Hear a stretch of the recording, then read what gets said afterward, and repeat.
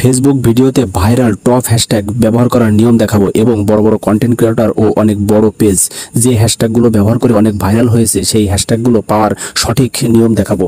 তো প্রথমে চলে যাব আমাদের ফোনের এই যে ক্রোম ব্রাউজারে। এই ক্রোম ব্রাউজারে ক্লিক করার পর আমরা এখানে সার্চ বক্স পাবো। সার্চ বক্সে আমরা এই যে সার্চ বক্স পাবো, উপরে সার্চ বক্সে আমরা লিখব হ্যাশট্যাগ জেনারেটর। এই হ্যাশট্যাগ জেনারেটর লিখে আমরা সার্চ করব এবং হ্যাশট্যাগ জেনারেটর লিখে সার্চ করলে এই যে প্রথম যে ওয়েবসাইটটা আপনারা পাবেন অল হ্যাশট্যাগ, এই অল হ্যাশট্যাগের উপরে ক্লিক করবেন।